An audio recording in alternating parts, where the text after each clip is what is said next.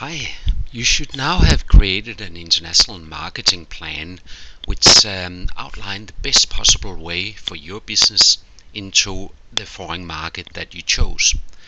Now, the final thing that we'll talk about in this subject is how you manage your performance, your international performance and operations.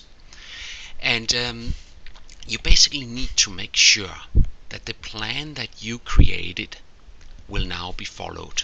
That everything is going according to plan. Um, you probably recall that in an earlier session we looked at under the foreign environment. We looked at how all these factors would influence your marketing mix.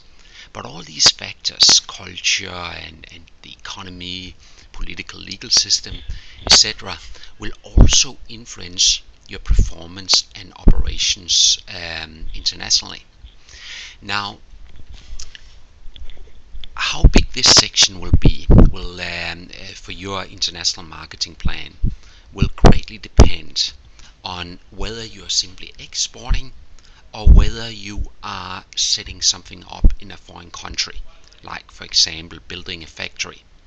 Now, if you are building a factory in a foreign country, then you need to talk a fair bit about performance and operations. If you're simply exporting, though, this will be a very short section. So, some of the things you could potentially think about in this part of your international marketing plan could be, um, let's say that you're planning to expand internationally and you're planning to actually set up production overseas.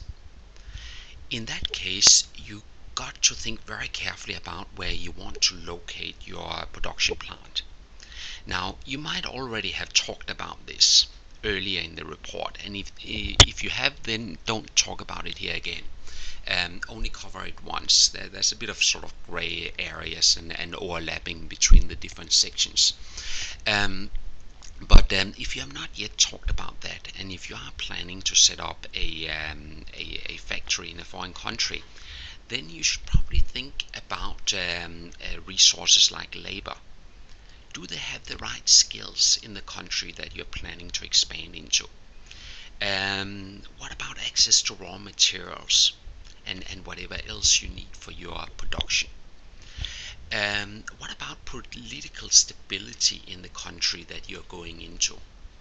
We sort of discussed that under the foreign environment, under the political environment. But again, setting up production facilities in a foreign country is a very expensive exercise, and you probably do not want to do that in a country where there is a fair bit of political instability. Um, One of the factors you could potentially look at if you were to set up a factory overseas would be labor costs. Let's say, for example, that you're planning to sell or export Australian beers to the United States. Now, or Canada for that matter. Um, in the United States, you can on this slide see that labor costs are fairly high compared to a lot of other countries. Now, Australia has very high labor costs on a global scale. So in this case, if you're planning to export beers, and what most companies actually do, beer manufacturers or beer producers, is that they produce beers locally because they're very heavy, they are costly to transport, and it's just a whole lot easier to produce them locally. So let's say Coopers, for example, wanted to export beers to the United States.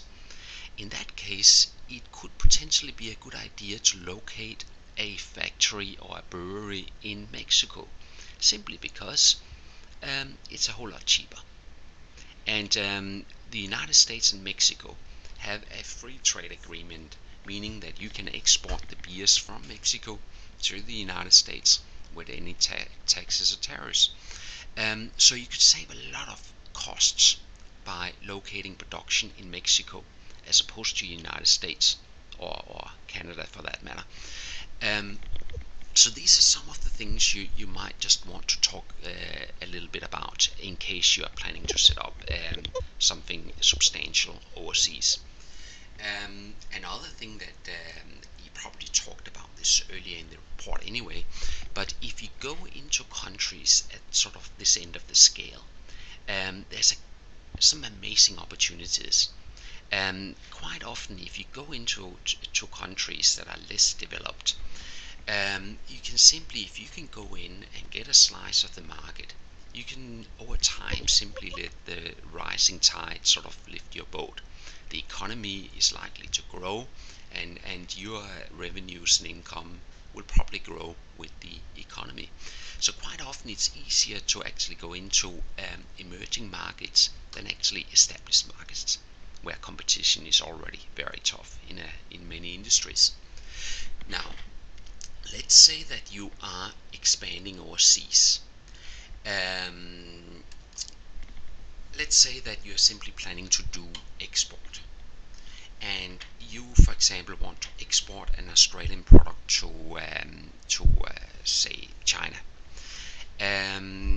You might simply sell your products to an importer in China and not really worry a whole lot about it after that. In that case, you don't have a whole lot to write about in this section. But let's say you want to set up a sales office in China. In that case, what a lot of Australian companies do is that they look at their sales force here in Australia and they choose the best salesperson in Australia and choose that person to go to China, because they want, of course, to be successful in China as well. Now, that sort of is a general trend, but it's not necessarily the best approach. So let's say that you wanted to set up a sales office in China. The best performing salesperson in Australia, you probably recall back when we talked about culture, we talked about some research that was conducted by Hofstede. And under that research, we found that Australia is a very individualistic country, whereas China is a very collectivist country. So here in Australia, what often happens in a sales office is that you have a lot of sort of lone rangers, people going it alone. The best performing salesperson is likely to hang on a bit to his or her tricks of the trade, their ways of selling, because it benefits them to do so. It improves their performance compared to the rest of the team. Now, what happens in places like China is that they are very collectivist. And in China, a sales team is often rewarded on a team basis.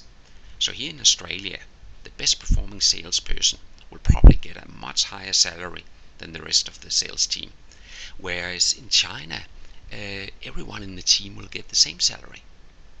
Because in China, because of their sort of collectivism, they quite often will think that if one person is performing well, it was probably because they had good support from the team. So sending a bit of a lone ranger to China to teach them how to sell might not be the best option. Rather, you should try and look at who in your sales team might have the best cross-cultural awareness, the best inter-team skills, basically,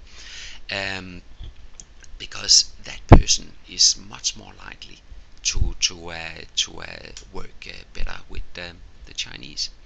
So, just a few things to think about. You can read this section yourself, and when you're done with that, I guess you're sort of ready to upload your assignment. I hope you enjoyed this course. Thanks.